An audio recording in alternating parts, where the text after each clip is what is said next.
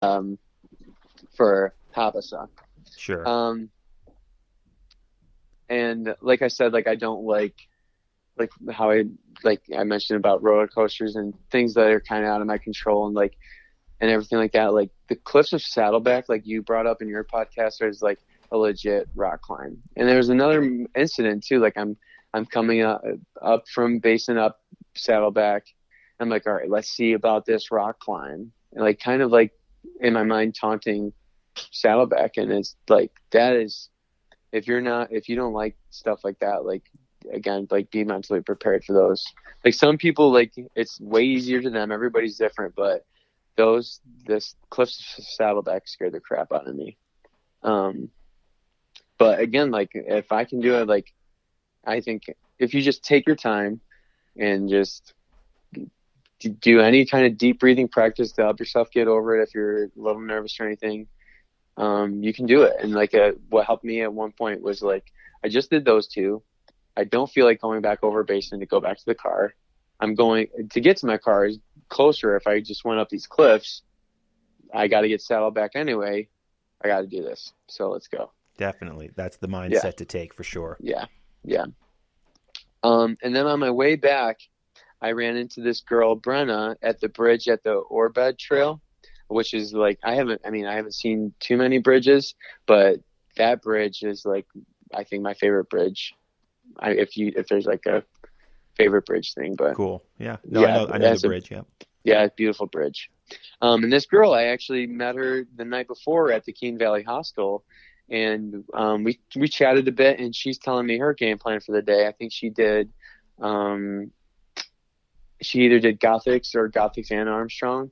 I didn't think that I would run into her again, and yeah, we met like as soon as we both got to the Cool. Orbed Trail. It was Cool. really cool. Very nice. We hiked out the rest of the way, and I actually invited her with like my whole group of friends to do my final hike with me. So that was really cool to make a new friend out of that. Awesome. Yeah. Absolutely. Um. I was on like So that was I the was upper on like Great Range. You completed the upper yeah, that Great was Range. up Great Range, and I was so excited to get that done. I ate really good. I was just super happy and getting closer to the end here. And I don't know, I just couldn't sleep for whatever reason. Um, but on like 2 hours of sleep, my friend Kelly from home and I hiked hiked the San Noni Range with Brian Twardy. And he offered to come with me because he knows that like a lot of people are afraid of the San Noni Range. Mm-hmm. And there was another one. I was super afraid of it, and like I know like you have to go from upperworks. Upperworks gives me that eerie feeling. But San Antonio, like it's beautiful. Like another underrated one. Like I love the San Antonio Range. And I was really worried about the San Antonio Express because, like I said, I hate going up steep. But again, like just take your time going up it and stop when you need to. Listen to your body and whatever it's telling you. Rest up, and you'll get up there. Mm-hmm. You'll get up there before you even know it. Went over to Cruikshakraga, and I honestly thought the bog was a cool experience. Like it's like the floating logs. Like it sucks, but that's part of the Sure. Adirondack 46'er experience. Yeah, and they could be hit or miss too. Like some days, depending on conditions and rain and how much we've had, they might be a lot drier Mm-hmm. and easier to cross. And then other days, Yeah. it's an absolute atrocity trying to get Yeah. across. Oh yeah. Yeah, for sure. Yeah. And definitely like would be a lot worse if you were with somebody else. You only had one headlamp and a million crows come out of nowhere. Yeah, that we don't want to have that situation happen. That'd be crazy. But that was a really cool experience. And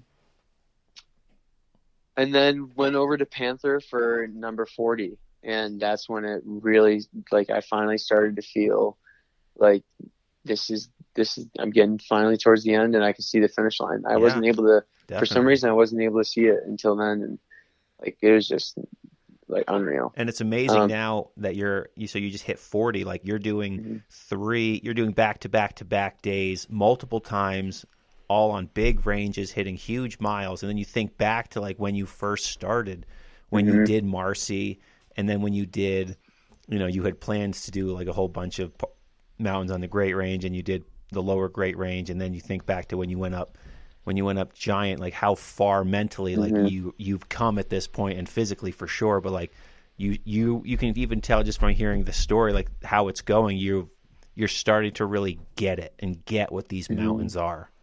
It's amazing. Yeah.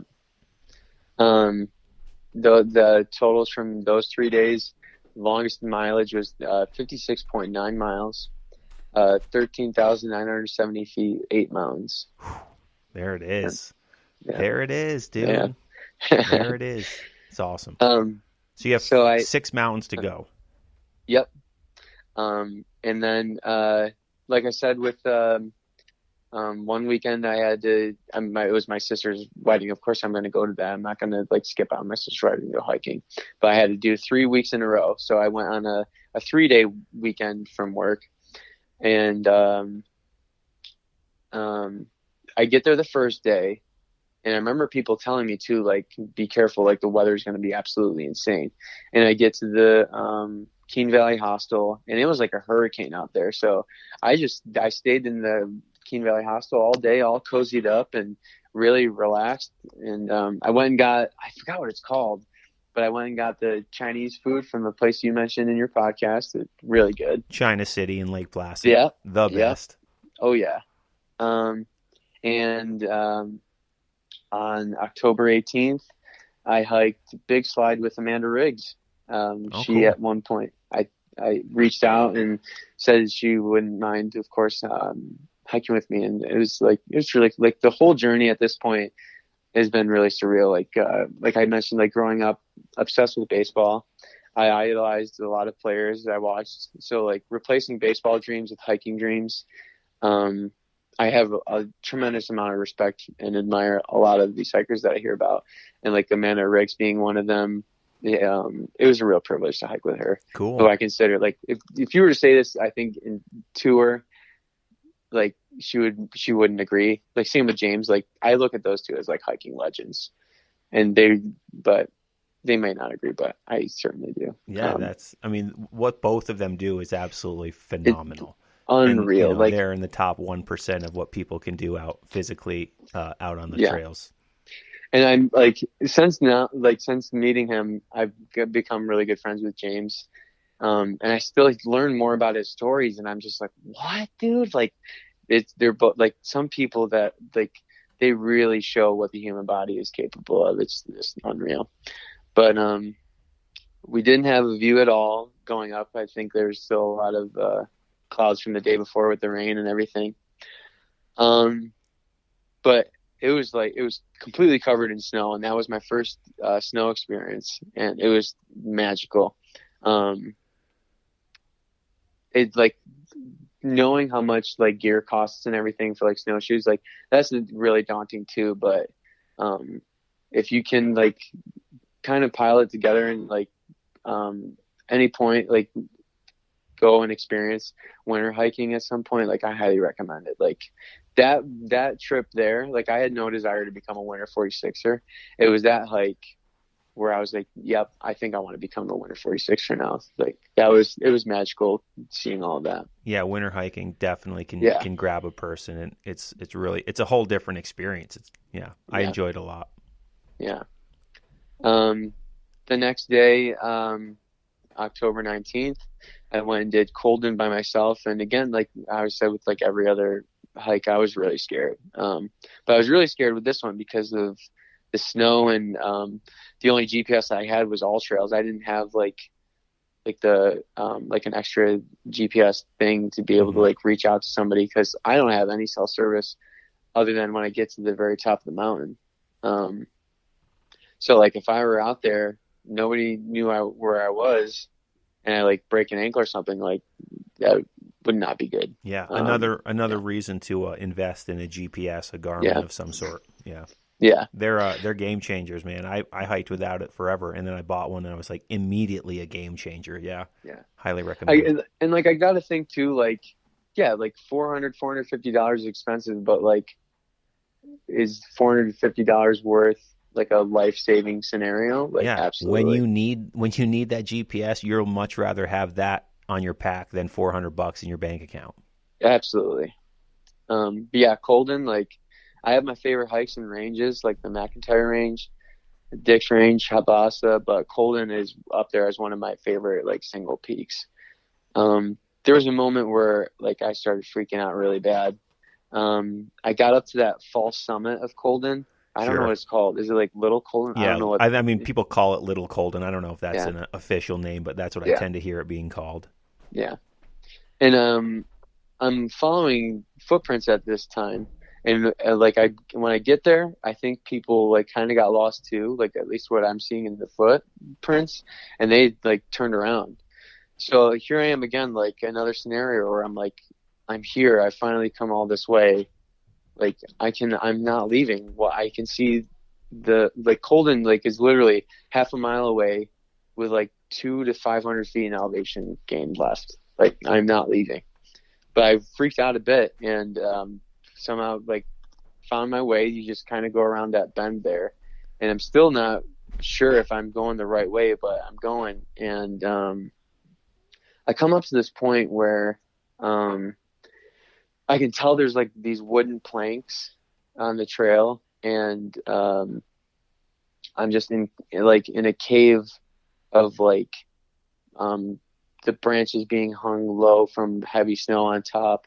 It's just like a winter wonderland. I just stopped and stood there and closed my eyes and took a deep breath and just to totally soak it in and calm down and imagined myself at the bottom where there was no snow at all and was alive and well, no broken legs, and happy I completed the hike. And I think that's like really important. Like you mentioned about that, like thinking about um, other hikes and other things that you've done as like a ammunition of courage or something like if I can do this, and that, then I can definitely do this. Like I think that's super important for people that are aspiring to do all these or just anything in life too. Like you've done this, there's no reason you can't do that as scared as you are of this at this point.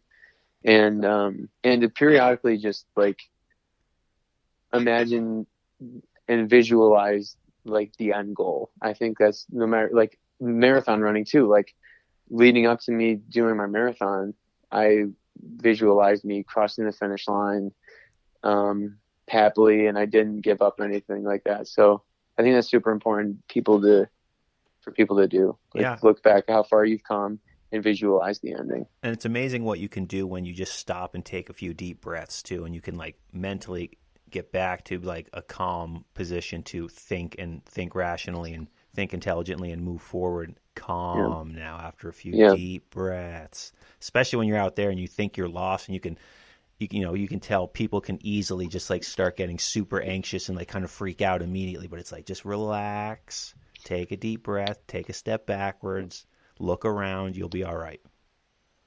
Yes, exactly. So you started your way up to, or you continued up to Colden. Yeah, and I did it. No problems. Great. And yeah. So now you Um, are 4 mountains away. Am I correct? yep, 4 mountains away. Cliff Redfield and then Cascade and Porter. Cascade and Porter. 4 days later, I came back to do Cliff and Redfield Now let me ask you with this before we get into that. How yeah. tired are you of driving up here from Buffalo? And how tired are you of that drive? Oh, super tired.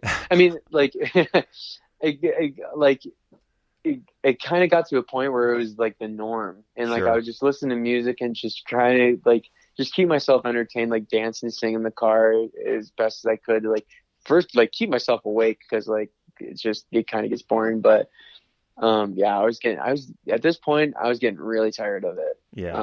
You're more Yeah, ready to be finished so you can stop driving up here as yeah, more so than like you're ready to, be done hiking for a hot second. yeah.